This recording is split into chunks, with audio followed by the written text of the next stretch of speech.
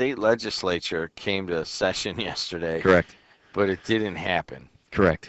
I'm looking at pictures right now on both the Times and the Post here, and on IndyStar.com. It is the big story all around the state of Indiana that they were getting ready to sit down and make some laws, but the Democrats stayed in caucus, and so if you understand how that works, the Senate could go into session, but the House could not because they didn't have a quorum to open it because they needed some Democrats to come in there. And I don't know what's happening this morning, but no indication to the contrary that it's opened up or anything. Right.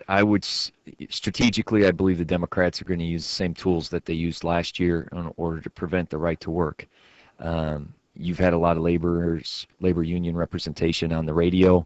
They're trying to get their message out. Yesterday I was at the editorial board for the Hammond Times, had a meeting, and I sat next to a labor relations economist from not Purdue Cal, but the Purdue that's in outside of Michigan City. What is that? Purdue North Central. Purdue North Central. Very interesting man. I was kind of picking his brain about right to work, and he said, he's bipartisan. He just doesn't feel that Indiana right now, it's not a good thing. And I guess if you break it down, this is my opinion, just as an individual, the states that have it, no study is going to tell you if we should have it or not have it, because there's so many diversified pieces of information that go into it, and each side, as far as the chamber and the labor, will be able to pull out things out of studies that show to their advantage. But the fact of the matter is that states, right now we're at about 4th in growth in the country, and the governor has touted, when the Blue Island company that came in, Modern Job Forge into Maryville, he talked and talked about how we have been able to attract businesses. We have Podhast coming in, we have Modern Job Forge, and so far our state is winning. CN. Right, our state is winning. CN and is so big.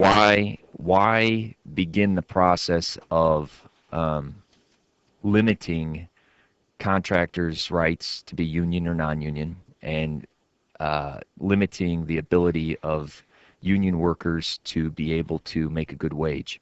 Because I feel that the right to work will decrease the amount of money that they'll be able to make, and will also decrease the safety standards in these places. And so my question is, if you have a good thing, why change it? And what I've noticed about the state legislature is that a lot of it is positioning, and so this will clog up or stop the legislature for this session. And I just think that our state has more important things to do than worry about this, because what my understanding is, and someone could correct me at any time, and this was this gentleman who was talking to me, who's a professor and seemed very well versed on these types of issues, is that when a union shop and a union sit down and they have their agreement, in that agreement they have the ability to say, we can have collective bargaining for everyone, or we don't want collective bargaining for everyone. That is an option that they have, that the federal law says you have to have. And so by mandating this, I just think it takes out those options, and it changes the dynamics of our labor, and all you have is capital and labor. And I'm not quite sure it is a battle so much about companies making more money as I think it is a political battle on being able to stifle or lessen the amount of money that goes into campaigns for Democrats from unions, and sometimes Republicans. So it'll be interesting to see how this plays out. And of course, the Times ran an article, and this gentleman talked about it. This has been done. This is a deja vu all over again. In the 1950s, I think he said it was 1956 or 58, the Republicans had both House and a Republican governor. They passed right to work. We are the only state in the country, or in the history, that had right to work and repealed it because it didn't work. So what happened was the Republicans passed right to work, and then in 62 years later, it switched from the same kind of dynamics in the majorities back to the majorities of the Democrats. So people were vehemently against it.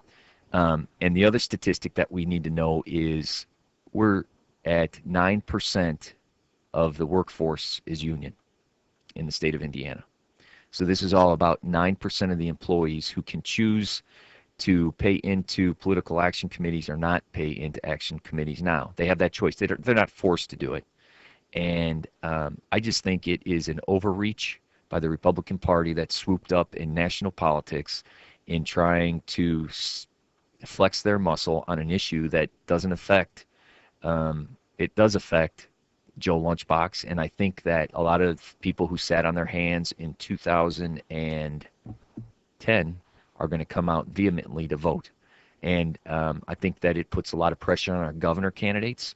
Say it does not pass. Say the Democrats are able to no longer or be able to avoid bringing this up for a vote through strategically being in caucus or leaving or doing what they have to do. Then is Mike Pence going to campaign on right to work? Is the Republican legislature going to campaign? If you elect us, then we're going to pass right to work. That's going to be the true test.